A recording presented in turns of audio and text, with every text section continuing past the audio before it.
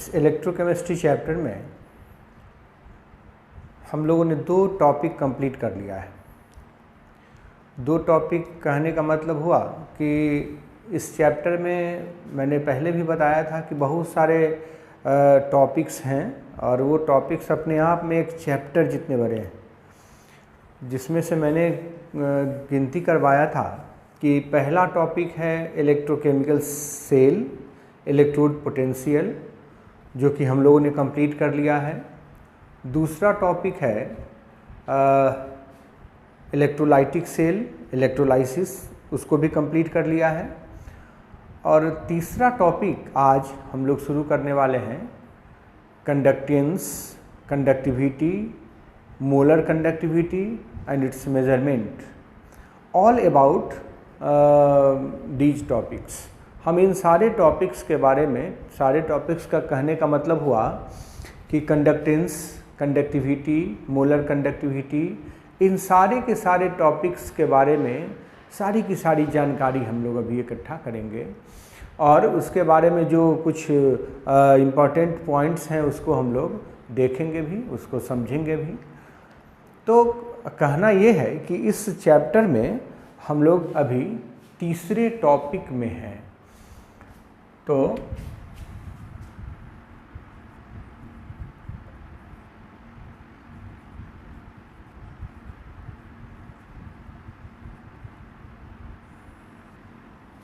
आज का टॉपिक है conductance, conductance, conductivity, molar conductivity,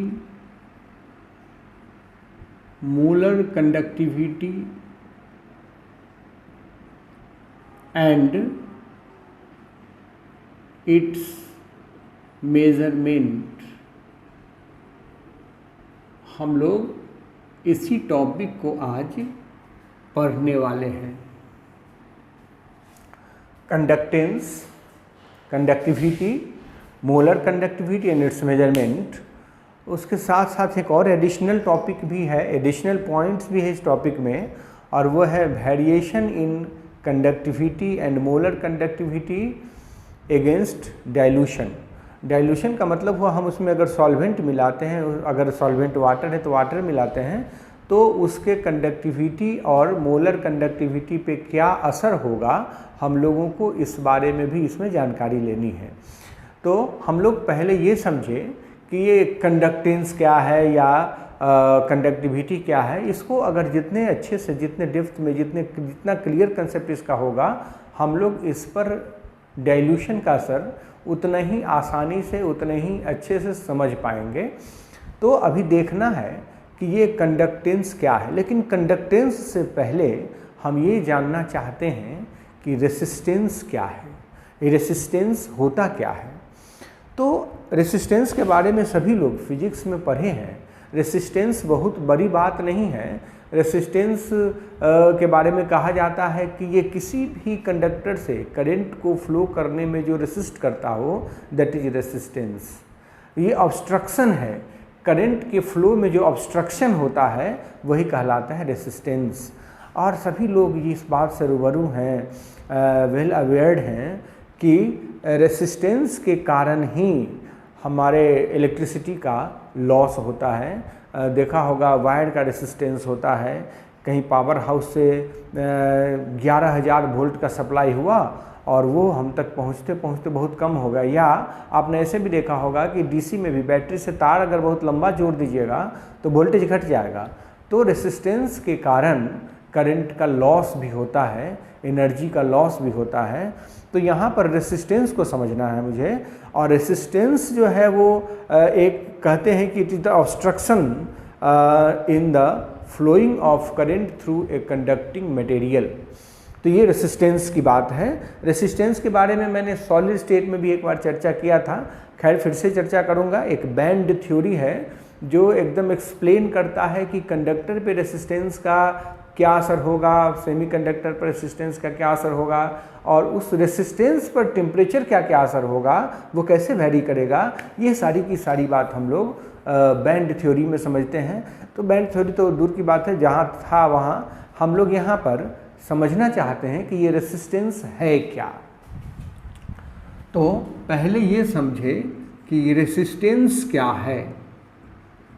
resistance word meaning भी इसका समझिएगा। नहीं कहते हैं कि आप रेसिस्ट कर रहे हैं, रेसिस्ट करने का मतलब हुआ कि आप अपोज कर रहे हैं, आप उसको रोक रहे हैं, आप करने से मना कर रहे हैं। तो यहाँ भी रेसिस्टेंस वही है कि resistance is actually the measure of obstruction in the flow of current through a conducting wire. किसी कंडक्टर से करंट को फ्लो करने में जो ऑब्स्ट्रक्शन होता है, जो रुकावट है, उसी का मेजरमेंट है ये रेसिस्टेंस। तो हम ये कह सकते हैं कि resistance is actually resistance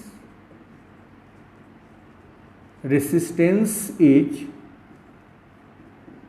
actually the measure of obstruction in the flow of current through a conductor। एक कंडक्टर से होकर करंट का फ्लो हो रहा हो और उस करंट के फ्लो में जो ऑब्स्ट्रक्शन हो, उसी को हम कहते हैं रेसिस्टेंस। ये रेसिस्टेंस कहलाया। रेसिस्टेंस को R से रिप्रेजेंट करते हैं। It is denoted by capital R। Resistance के बारे में बहुत सारी बात आप जानते हैं कि रेसिस्टेंस जो है वो किसी भी कंडक्टर के नेचर पे डिपेंड करता है, टेम्परेचर पे डिपेंड करता है, लेंथ ऑफ कंडक्टिंग मटेरियल पे डिपेंड करता है, area of cross section of conducting material पे डिपेंड करता है। ये सारी बातें हैं जो रेसिस्टेंस को अफेक्ट करता है। तो रेसिस्टेंस के बारे में कहा जाता है कि रेसिस्टेंस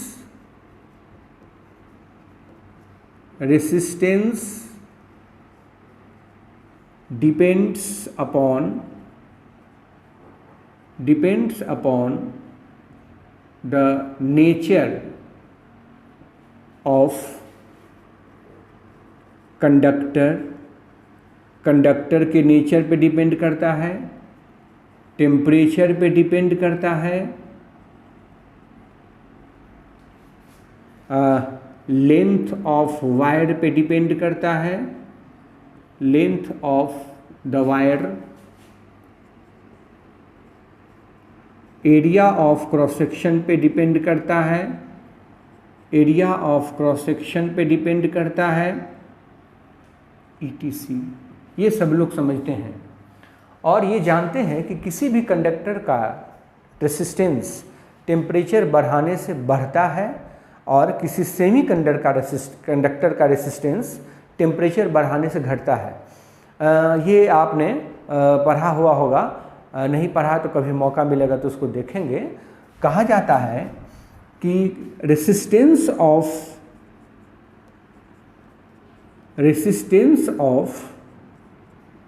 ए कंडक्टर कहते हैं वैसा सब्सटेंस, वैसा मटेरियल जो इलेक्ट्रिसिटी को अलाउ करता है एक एंड से दूसरे एंड तक पास होने में। जो इलेक्ट्रिसिटी को अलाउ करता है एक एंड से दूसरे एंड तक पास होने के लिए हम उसको कहते हैं कंडक्टर। और एक कंडक्टर का रेसिस्टेंस टेम्परेचर बढ़ाने से बढ़ता है। Resistance of a conductor increases on increasing temperature. Temperature बढ़ाने से किसी भी कंडक्टर का रेसिस्टेंस बढ़ता है। while the resistance of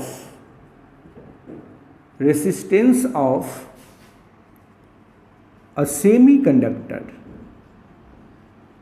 एक सेमी कंडक्टर का resistance decreases on increasing temperature, और इसका एक्सप्लेनेशन, इस घटना का, इस प्रॉपर्टीज का एक्सप्लेनेशन हम लोगों को मिलता है बैंड थ्योरी को पढ़ने से। बैंड थ्योरी एक थ्योरी दिया गया जिसमें इलेक्ट्रॉन, किसी भी मेटल के कंडक्टिविटी पर डिफरेंट फैक्टर्स का जो असर होता है उसको दिखाने के लिए, खास करके टेम्परेचर का असर दिखाने के लिए दिया गया, और हम लोग उसको बैंड थ्योरी में पढ़ते हैं। तो खैर चलिए, जब बैंड थ्योरी की बात है तो बैंड थ्योरी में पढ़ेंगे, लेकिन इतना इन्फॉर्मेशन आपके पास होना चाहिए कि किसी भी कंडक्टर का रेसिस्टेंस टेम्परेचर बढ़ाने से बढ़ता है और किसी सेमी कंडक्टर का रेसिस्टेंस टेम्परेचर बढ़ाने से घटता है। ये जानकारी, यह नॉलेज आपके पास होना चाहिए। अब कहा जाता है एक और भी फैक्ट कि resistance of a conductor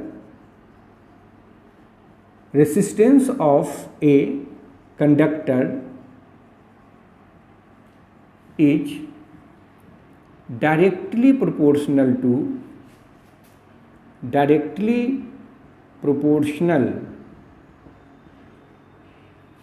proportional to the length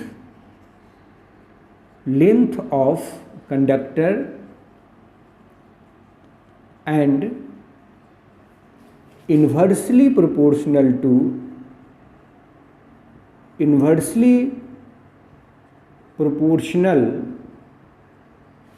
to the area of cross section। यह बात है, ये फैक्ट है, ये एक्सपेरिमेंटल फैक्ट है, इसको हमेशा ध्यान में रखना है कि किसी भी कंडक्टर का रेसिस्टेंस उसके लेंथ के डायरेक्टली प्रोपोर्शनल होता है और एरिया ऑफ क्रॉस सेक्शन के इन्वर्सली प्रोपोर्शनल होता है। ये बात हमेशा हम लोगों को ध्यान में रखना है। तो इतनी बात को ध्यान में रखते हुए इसको जरा मैथमेटिकली हम लोग समझ सकते हैं कि अगर if the length of wire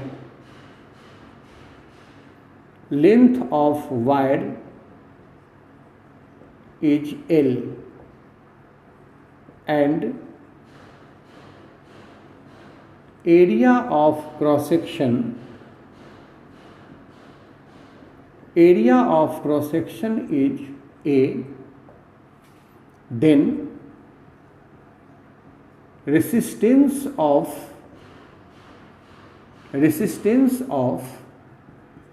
that wire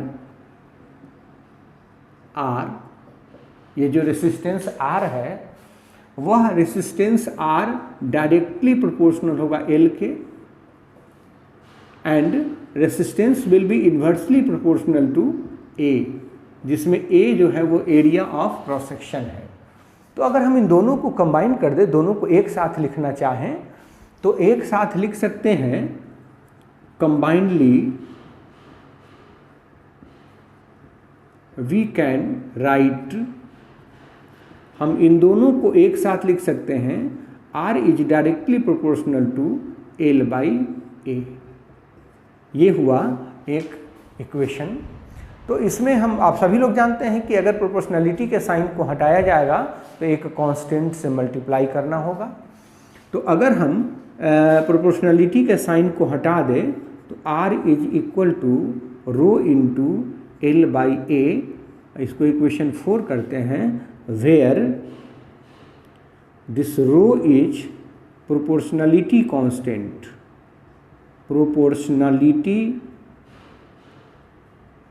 proportionality constant known as resistivity, the resistivity, इसको हम लोग रेसिस्टिविटी कहते हैं। रेसिस्टिविटी कहते हैं, ये नए कन्वेंशन के हिसाब से हुआ, पहले पुराना कन्वेंशन था कि इसको रेसिस्टिविटी ना कह के स्पेसिफिक रेसिस्टेंस कहा जाता था। खैर अब क्यों कहा जाता था अभी ये बात समझ में आ जाएगा। कि कैसे इसको हम स्पेसिफिक रेसिस्टेंस कहते थे और अब नहीं कहते हैं। तो देखिए हम इसी को थोड़ा सा और आगे ले चलते हैं, इसको थोड़ा आगे ले चलते हैं।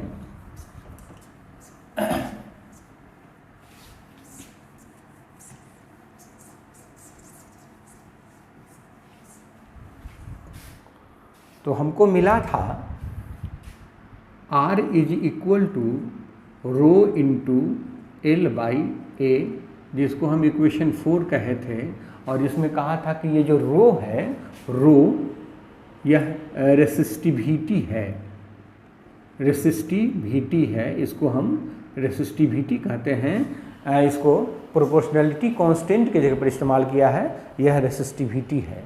अब ज़रा समझिए कि अगर हम इक्वेशन 1 में if length of wire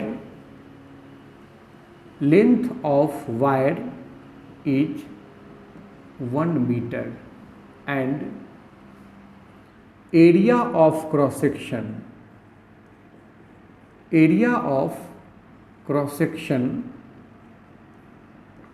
is also 1 metre square.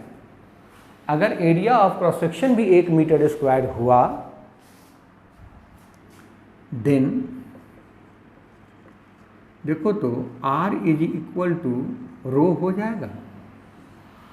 इसका मतलब यह रेसिस्टिविटी कोई नई चीज नहीं है, यह रेसिस्टेंस ही है, लेकिन एक ऐसे वायर का रेसिस्टेंस है जिसका लेंथ 1 मीटर है और एरिया ऑफ क्रॉस सेक्शन भी 1 मीटर स्क्वायर है। इसका मतलब हुआ कि यह रेसिस्टेंस हुआ लेकिन एक स्पेसिफिक कंडीशन में हुआ, इसलिए इसका नाम पड़ा स्पेसिफिक रेसिस्टेंस। हम लोग इसको स्पेसिफिक रेसिस्टेंस के नाम से भी जानते हैं, और उसका कारण है कि यह कोई नई चीज नहीं है, यह रेसिस्टेंस ही है, लेकिन एक ऐसे वायर का रेसिस्टेंस है जिसका लेंथ 1 मीटर है और एरिया ऑफ क्रॉस सेक्शन भी 1 मीटर स्क्वायर है, वैसे वायर का यह रेसिस्टेंस है। तो हम ये कह सकते हैं hence resistivity is nothing, resistivity is nothing but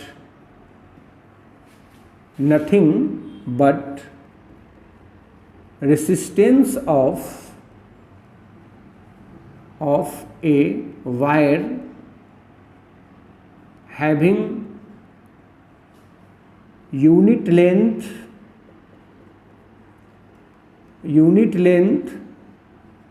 and unit area of cross section.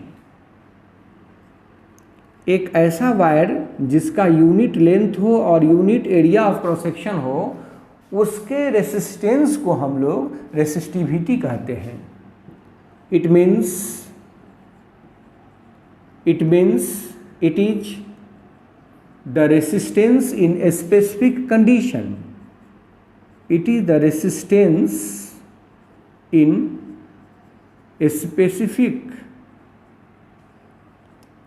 specific condition, so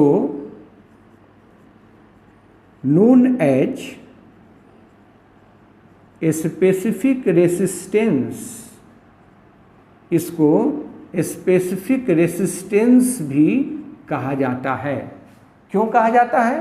क्योंकि यह रेसिस्टेंस ही है किसी वायर का, लेकिन किसी खास कंडीशन में, ये हर एक कंडीशन में नहीं, वो कंडीशन है कि जब area of cross section 1 metre square हो और लेंथ वायर का 1 मीटर हो, तो उस केस में जो रेसिस्टेंस है वही रेसिस्टिविटी है। इसका मतलब resistivity is the resistance in the particular condition, specific condition, so we can say it as the specific resistance. हम लोग इसको स्पेसिफिक रेसिस्टेंस भी कह सकते हैं और कहते भी हैं। आज इसका नाम रेसिस्टिविटी हो गया है, तो हम लोग उसको स्पेसिफिक रेसिस्टेंस कहते हैं। तो ये जो रो हुआ वो ठीक है, हम यहाँ बात करते हैं यूनिट ऑफ रेसिस्टेंस। रेसिस्टेंस का यूनिट क्या होगा? देखो सभी लोग जानते हैं कि रेसिस्टेंस का यूनिट ओम होता है। ओम जो है वो एक साइंटिस्ट हुए, उनके सम्मान में, उनके ऑनर में इसके यूनिट का नाम ओम रख दिया गया। लेकिन ये ओम है क्या? ओम तो कोई क्वांटिटी नहीं है, ओम तो नाम है, तो वो क्वांटिटी तो है नहीं। तो असल में क्वांटिटी के टर्म में हम इसको कैसे लिख सकते हैं? तो आपको याद होगा ओम्स लॉ। ओम्स लॉ में रेसिस्टेंस के लिए क्या कहा जाता है? V is equal to I R. ये आपको याद होगा, यह ओम्स लॉ, जिसमें where this V is potential, potential I जो है वो है करंट, करंट, और हम इसको अच्छे से समझना चाहते हैं, ए से बढ़ जाए, चल रहने दीजिए, I भी रहने देंगे तो कोई दिक्कत नहीं है, और R जो है वो है रेसिस्टेंस, ये रेसिस्टेंस है। अब थोड़ा सा फिजिक्स का नॉलेज यहाँ हम अप्लाई करेंगे। आपको याद होगा फिजिक्स के बारे में, कुछ पोटेंशियल वगैरह के बारे में आप जानते हैं। पोटेंशियल का डेफिनेशन कहा जाता है the total work done when the unit charge is carried from infinite to a given point. तो ये कहलाया पोटेंशियल। तो यहाँ से अगर आप निकालना चाहते हैं which implies that R is equal to V by I, V by I, ये हम लोग इसको कह सकते हैं, कह देते हैं। पोटेंशियल, पोटेंशियल के बारे में कहा जाता है it is the work per unit charge. यही ना डेफिनेशन के हिसाब से हुआ इसका formula, work per unit charge. वही कहा कि यूनिट चार्ज को इनफाइनाइट से किसी पॉइंट तक ले आने में जितना वर्क होता है दैट इज पोटेंशियल। तो हम वही कहा पोटेंशियल जो है वो work done per unit charge, एक यूनिट चार्ज के लिए जितना वर्क हुआ, तो हम इसको लिख सकते हैं वर्क पर यूनिट चार्ज। और आई तो खैर ठीक ही है, एम्पियर है, ये रहने देते हैं एम्पियर, ये तो खुद एक बेसिक क्वांटिटी है, इसलिए इसको कुछ बदलेंगे नहीं। तो R इज इक्वल टू हो गया work, work into charge by I, रहने देते हैं एम्पियर। तो आई का हम यूनिट ही लिख देते हैं ना, एम्पियर ए, जिसमें ए एम्पियर हुआ। अब समझिए वर्क इज इक्वल टू होता है force into displacement, force into displacement into charge by A. ठीक बात है। तो हम इसको 1/a लिख लेते हैं, एम्पियर बाहर निकाल लेते हैं, फोर्स इनटू डिस्टेंस, डिस्प्लेसमेंट का मतलब distance, into charge is equal to क्या होता है, Q is equal to I T. तो I का वैल्यू हो गया फोर्स, एक मिनट, वर्क इनटू चार्ज नहीं होगा, चार्ज तो नीचे हो जाएगा ना, ये हम लोग गलत कर रहे थे, ये भी चार्ज यहाँ नहीं होगा, चार्ज तो नीचे हो जाएगा, ठीक है।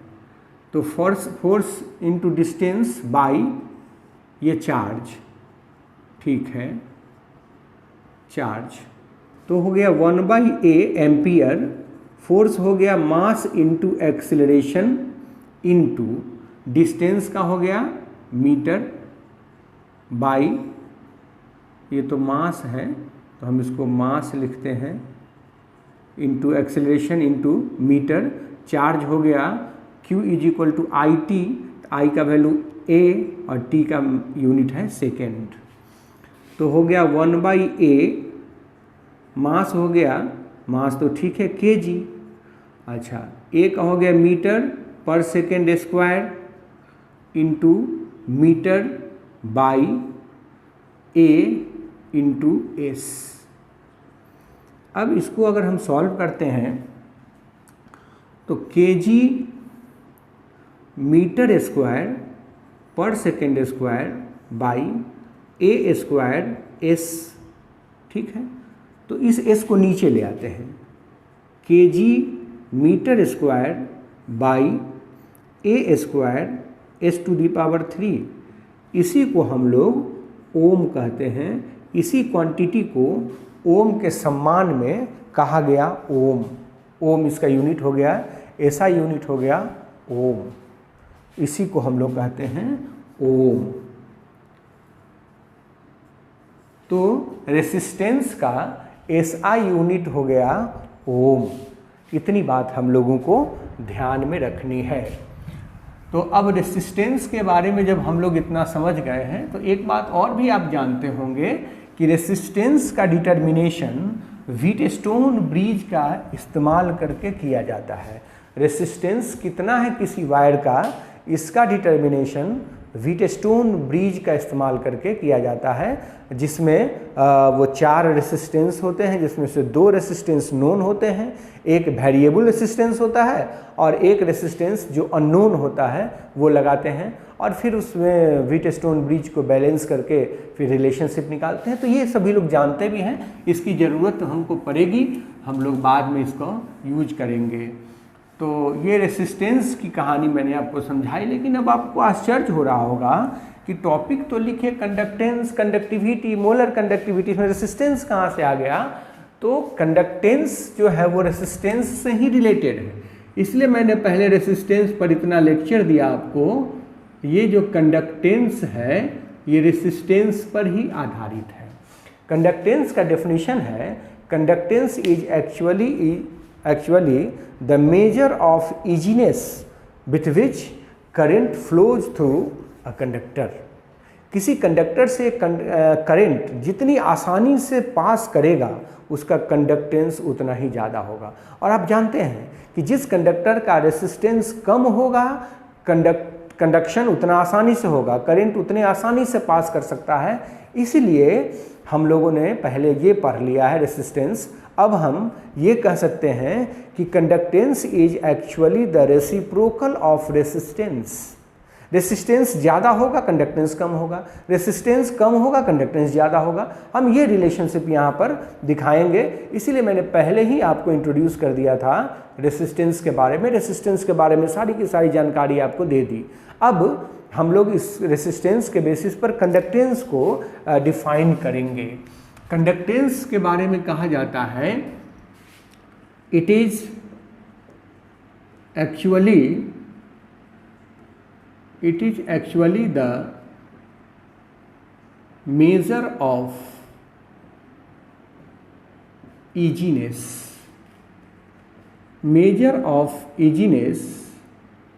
with which current passes through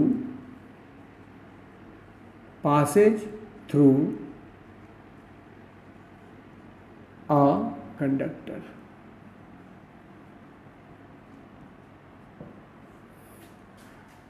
जितनी आसानी से करंट पास करेगा उसका रेसिस्टेंस उतना कम होगा। मतलब इसके उल्टे समझ सकते हैं कि higher is the resistance lower will be the conductance. तो इसको ऐसे कहिए कि conductance is the reciprocal of resistance. Conductance जो है वो रेसिस्टेंस का रेसिप्रोकल है, ये उसका उल्टा है। कंडक्टेंस को रिप्रेजेंट किया जाता है G से। Conductance is denoted by capital G। Capital G से रिप्रेजेंट करते हैं। अब आपके मन में एक सवाल आ रहा होगा कि जब कंडक्टेंस का स्पेलिंग C से शुरू होता है, इसमें G कहीं है ही नहीं, तो फिर इसका सिंबल G क्यों रखते हैं। तो उसका जवाब दे देता हूँ एक ऐसे ही अपना डाउट क्लियर करने के लिए कि कंडक्टेंस जो है उसी से शुरू होता, ठीक है, लेकिन अगर उसका सिंबल सी लिखिएगा तो फिर कंसंट्रेशन का सिंबल भी सी होता है, वहाँ डाउट होगा। कभी कभी कूलम्ब का सिंबल भी सी होता है। तो उन सबों से इसको अलग करने के लिए, इसको एकदम आइसोलेट करने के लिए, डिस्टिंग्विश करने के लिए हम लोग इस्तेमाल करते हैं, हम लोग नहीं, ये कन्वेंशन ही है कि कंडक्टेंस का सिंबल हमेशा जी इस्तेमाल किया जाएगा। इसलिए मैंने लिखा it is denoted by, it is represented by capital G. तो G इज इक्वल टू हो जाएगा 1/r। रेसिप्रोकल है तो रेसिप्रोकल का यही मतलब हुआ 1/r। तो कहा जाता है कि कंडक्टेंस जो है, conductance depends upon the temperature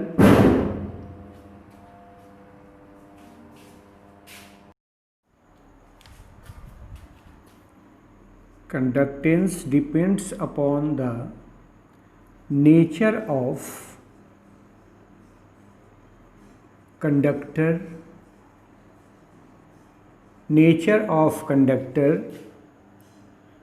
length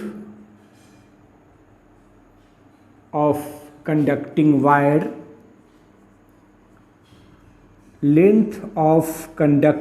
wire, and its area of cross section. जिन जिन फैक्टर्स पे रेसिस्टेंस डिपेंड करता है उन सारे फैक्टर्स पे कंडक्टेंस भी डिपेंड करेगा, क्योंकि ये कंडक्टेंस जो है वो सीधा सीधा रेसिस्टेंस से रिलेटेड है, रेसिस्टेंस का रेसिप्रोकल है ये। इसलिए उन सारे फैक्टर्स का असर कंडक्टेंस पर भी होगा जिनका असर रेसिस्टेंस पर होता था। तो इस तरह से आप समझ लीजिए कि टेम्परेचर बढ़ाने से किसी कंडक्टर का अगर रेसिस्टेंस बढ़ता है तो उसका कंडक्टेंस घटेगा निश्चित रूप से। वैसे ही सेमी कंडक्टर का कंडक्टेंस बढ़ेगा क्योंकि उसका रेसिस्टेंस घटता है। तो ये बातें हुई कि रेसिस्टेंस पर जिन जिन फैक्टर्स का असर होता है वे सारे के सारे फैक्टर्स कंडक्टेंस के लिए भी अप्लीकेबल होंगे। अब बात रही कि हम इसका यूनिट जानना चाहते हैं कि कंडक्टेंस का यूनिट क्या होगा। तो आप समझ रहे होंगे कि यूनिट ऑफ कंडक्टेंस के यूनिट के लिए हम बात करते हैं कि G जो है कंडक्टेंस ये 1/r है और R का यूनिट होता है ओम। तो इसको हम लोग ओम इन्वर्स लिख सकते हैं और ओम इन्वर्स को पढ़ा जाता है महो। महो भी इसको पढ़ते हैं, तो इसका ऐसा यूनिट महो भी हुआ। और रिसेंट कन्वेंशन के हिसाब से ओम इन्वर्स को साइमन भी कहा जाता है। According to the recent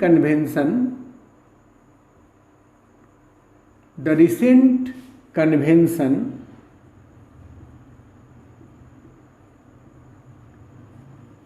Om inverse is also known as siemens. S से रिप्रेजेंट करते हैं और पढ़ा जाता है साइमन। इसको साइमन भी पढ़ते हैं। तो कंडक्टेंस का ऐसा यूनिट साइमन भी हुआ, हम उसको साइमन भी कह सकते हैं। कंडक्टेंस का ऐसा यूनिट साइमन भी कहा जा सकता है। यह है कंडक्टेंस का यूनिट।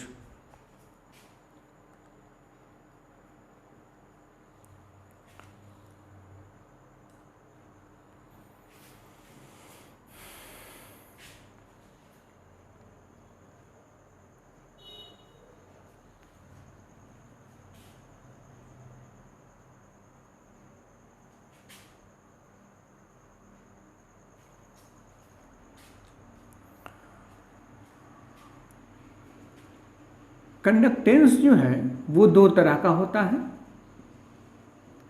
कंडक्टेंस को हम लोग दो कैटेगरी में बांट सकते हैं।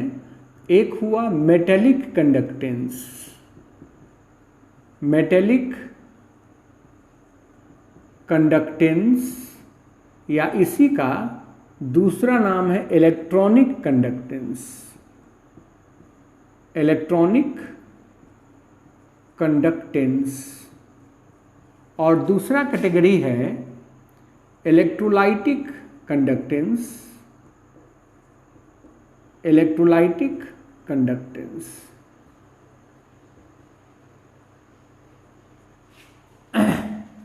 इन दोनों के बारे में थोड़ी बहुत बात हम लोग कर सकते हैं। इन दोनों को समझने के लिए कि इलेक्ट्रोलाइटिक मेटेलिक कंडक्टेंस किसको कहेंगे और इलेक्ट्रोलाइटिक कंडक्टेंस किसको कहेंगे, इस पर थोड़ी बहुत बात हम लोग कर सकते हैं। तो इसको हम लोग दो हेडिंग में पढ़ ही लेते हैं। Metallic conductance, metallic conductance. Metallic conductance के नाम से ही जाहिर है कि अगर कंडक्शन किसी मेटेलिक वायर से होता है तो उस कंडक्टेंस को हम लोग मेटेलिक कंडक्टेंस कहेंगे। और निश्चित रूप से मेटल जो कंडक्टर होते हैं वो फ्री इलेक्ट्रॉन्स के कारण होते हैं। तो इस कंडक्टिविटी के लिए, इस कंडक्टेंस के लिए फ्री इलेक्ट्रॉन्स रिस्पॉन्सिबल होंगे। जितने अधिक फ्री इलेक्ट्रॉन्स होंगे कंडक्शन उतना अधिक होगा।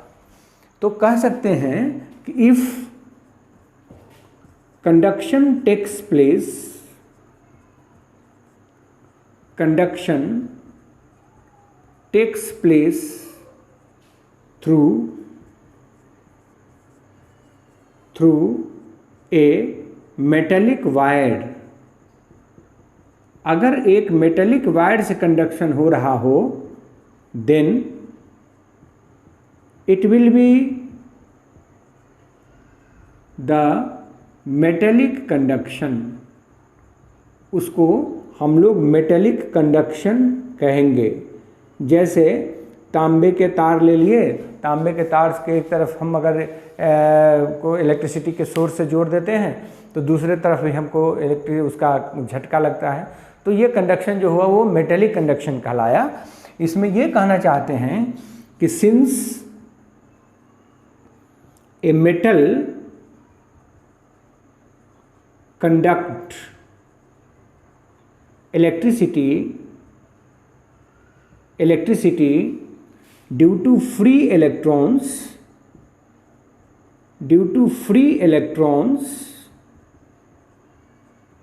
so it is also known as electronic conduction। चूँकि इलेक्ट्रॉन रिस्पॉन्सिबल होते हैं इस कंडक्शन के लिए, इसलिए इसको हम लोग इलेक्ट्रॉनिक कंडक्शन भी कहते हैं। इलेक्ट्रॉनिक कंडक्शन, चूँकि यह कंडक्शन इलेक्ट्रॉन के कारण होता है, इलेक्ट्रॉन फ्री इलेक्ट्रॉन इसके लिए रिस्पॉन्सिबल होते हैं, इसलिए इनको हम लोग इलेक्ट्रॉनिक कंडक्शन के नाम से भी जानते हैं।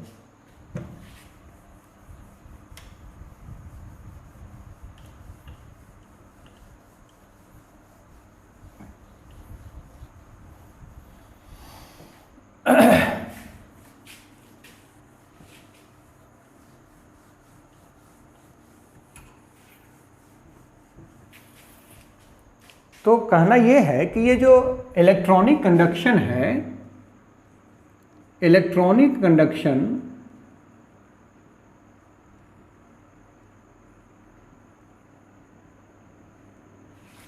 Depends upon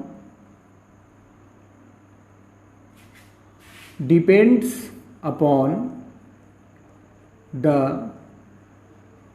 number of free electrons. तो हम लोग मोटी मोटा तौर पे कह सकते हैं कि ये जो मेटेलिक कंडक्शन है या जिसको इलेक्ट्रॉनिक कंडक्शन कहते हैं, ये डिपेंड करता है, डिपेंड क्या करता है, ये बढ़ता है नंबर ऑफ फ्री इलेक्ट्रॉन्स के साथ। फ्री इलेक्ट्रॉन्स की संख्या बढ़ेगी तो ये मेटेलिक कंडक्शन भी बढ़ेगा। और चूंकि ये metallic conduction electron number free electrons पर डिपेंड करता है, इसलिए ये बढ़ेगा, इसमें कोई डाउट नहीं है। बात है कि ये जो मेटेलिक कंडक्शन है वो टेम्परेचर बढ़ाने से घटेगा। Metallic conduction decreases on increasing temperature. Temperature बढ़ाने से मेटेलिक कंडक्शन जो है वो घटता है। क्यों? क्योंकि रेसिस्टेंस बढ़ता है। मेटल का जो कंडक्टर है, मेटेलिक कंडक्टर, उसका रेसिस्टेंस बढ़ेगा टेम्परेचर बढ़ाने से, इसलिए उसका कंडक्टेंस, मेटेलिक कंडक्टेंस हमेशा घटेगा। जब आप टेम्परेचर बढ़ाओगे तो मेटेलिक कंडक्टेंस घट जाएगा। तो ये याद रखना है। Metallic conductance depends upon nature of conductor length and area of cross section।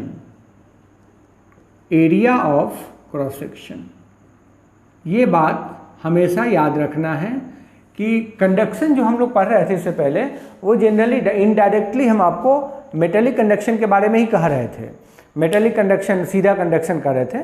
तो मेटेलिक कंडक्शन में भी जो बात कंडक्शन में होती है वही मेटेलिक कंडक्शन की बात हुई कि वो एरिया ऑफ क्रॉस सेक्शन पे डिपेंड करेगा, वायर के लेंथ पे डिपेंड करेगा, वगैरह वगैरह। तो ये है मेटेलिक कंडक्शन की बात। दूसरा है इलेक्ट्रोलाइटिक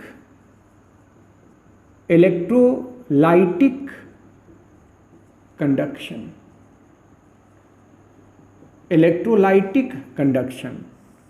इलेक्ट्रोलाइटिक कंडक्शन का मतलब कि इलेक्ट्रोलाइटिक सॉल्यूशन से कंडक्शन हुआ। तो उससे पहले हम लोगों को ये समझना होगा कि यह इलेक्ट्रोलाइट होता क्या है। इलेक्ट्रोलाइट एक आयनिक कंपाउंड होता है। The ionic compound that breaks into ions on dissolving in water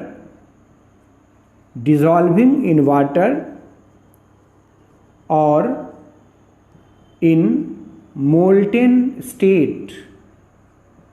molten state का मतलब पिघले हुए स्टेट में, या तो वो मोल्टेन स्टेट में रहे, नहीं तो एक्वस मीडियम में रहे, वो आयंस में टूट जाएंगे।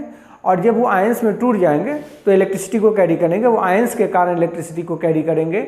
और ऐसे कंपाउंड्स को हम लोग इलेक्ट्रोलाइट कहते हैं। इलेक्ट्रोलाइट दो तरह का होता है, स्ट्रॉन्ग इलेक्ट्रोलाइट, वीक इलेक्ट्रोलाइट। इसलिए स्ट्रॉन्ग इलेक्ट्रोलाइट का मतलब हुआ जो कंप्लीटली डिसोसिएट हो जाते हैं आयंस में, वीक इलेक्ट्रोलाइट का मतलब हुआ जो पार्शियली डिसोसिएट होते हैं आयंस में। तो दोनों के केस में अलग अलग बात होती है, लेकिन होते हैं इलेक्ट्रोलाइट्स, वो आयंस में टूट जाते हैं। तो कहता है, एक बात और मैं यहाँ स्टार देकर लिख देता हूँ कि आयनिक कंपाउंड्स जिनको आप इलेक्ट्रोलाइट कहते हैं, electrolytes do not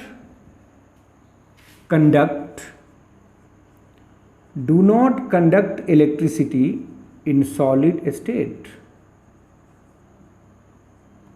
solid state में ये इलेक्ट्रिसिटी को कैरी नहीं कर सकते हैं। क्यों नहीं कर सकते हैं? Due to lack of free ions. Ions free नहीं होते हैं, इसलिए वे सॉलिड स्टेट में इलेक्ट्रिसिटी को कैरी नहीं कर सकते हैं। ये उनकी खासियत होती है ये उनमें एक लिमिटेशन होता है कि आयनिक कंपाउंड कभी भी सॉलिड स्टेट में इलेक्ट्रिसिटी को कैरी नहीं कर सकता है। और वहीं अगर वो एक्वस मीडियम में रहे या मोल्टेन स्टेट में रहे तो उसमें आयंस, फ्री आयंस अवेलेबल होते हैं और वे फ्री आयंस इलेक्ट्रिसिटी को एक एंड से दूसरे एंड तक कैरी करते हैं। तो यहाँ इलेक्ट्रोलाइटिक कंडक्शन का मतलब हुआ कि if conduction takes place through electrolytic solution,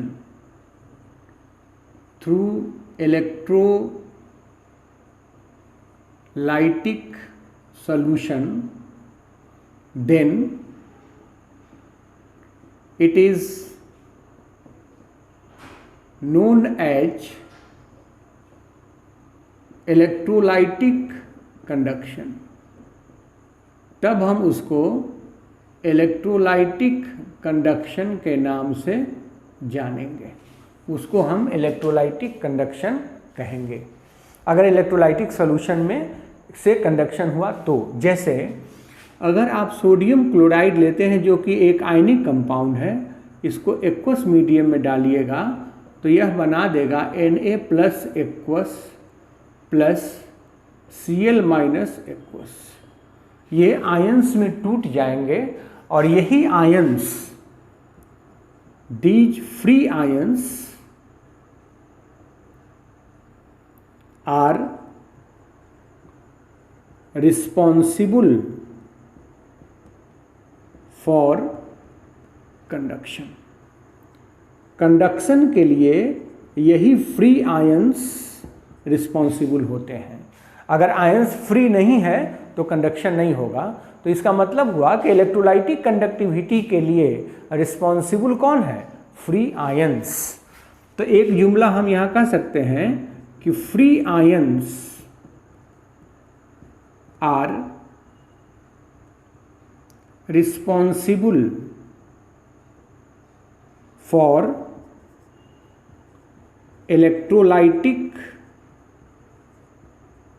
electrolytic conduction. ये जो फ्री आयंस हैं उन्हीं के कारण इलेक्ट्रोलाइटिक कंडक्शन होता है। ये फ्री आयंस आप समझ रहे होंगे कि फ्री आयंस जितना फास्ट मूव करेगा कंडक्शन उतना ज़्यादा होगा। तो यहाँ पर एक बात समझने वाली है कि ये जो इलेक्ट्रोलाइटिक कंडक्शन है वो किस बात पे डिपेंड करेगा। इलेक्ट्रोलाइटिक कंडक्शन depends upon पहला nature of electrolyte. Nature of electrolyte, nature कहने का मतलब हुआ एक स्ट्रॉन्ग इलेक्ट्रोलाइट और एक हुआ वीक इलेक्ट्रोलाइट।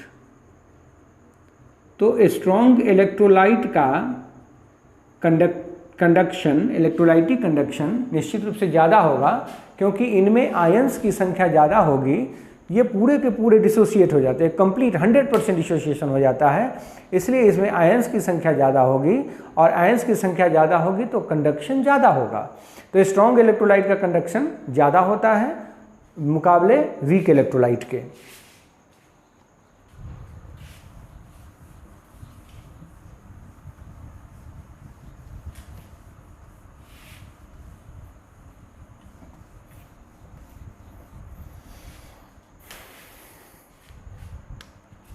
दूसरा है size of ions. Size of ions, ions का साइज। तो mobility, a smaller ion can move faster than a bigger ion.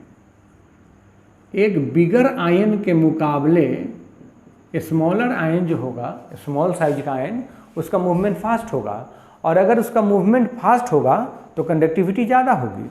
ठीक वैसे ही अगर हम कहें कि HCl हैज, HCl एक्वस करिए, हैज हायर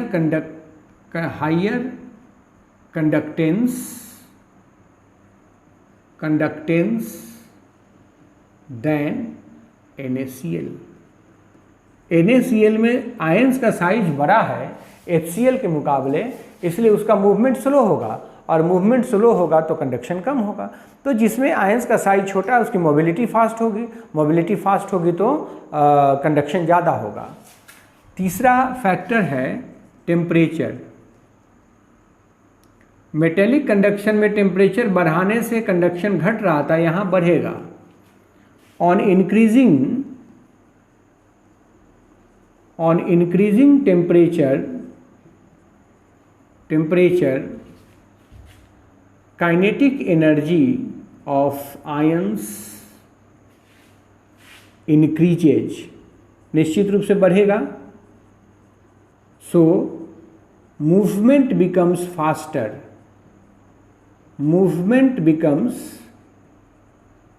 फास्टर,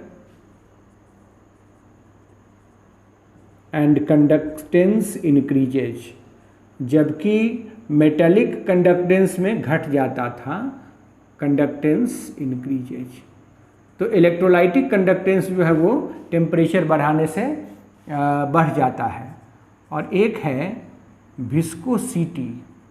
विस्कोसिटी का मतलब हुआ उसका, विस्कोसिटी का डेफिनेशन है कि विस्कोसिटी लिक्विड का एक प्रॉपर्टीज है जिसके कारण लिक्विड को फ्लो होने में परेशानी होती है।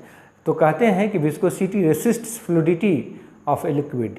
तो फ्लो होने में परेशानी होती है, फ्लो होने में अगर उसमें रेसिस्टेंस डेवलप हो रहा है तो इसका मतलब आयंस के मूवमेंट में भी हिंड्रेंस होगा, और इसलिए विस्कोसिटी बढ़ेगी तो उसका कंडक्टेंस घटेगा, कंडक्टेंस घट जाएगा। तो ये सारी बातें हैं कंडक्टेंस के बारे में। अब नेक्स्ट क्लास में हम लोग पढ़ेंगे कंडक्टिविटी, मोलर कंडक्टिविटी, उसका मेजरमेंट, उस पर उसको अफेक्ट करने वाले फैक्टर्स वगैरह वगैरह। ठीक है।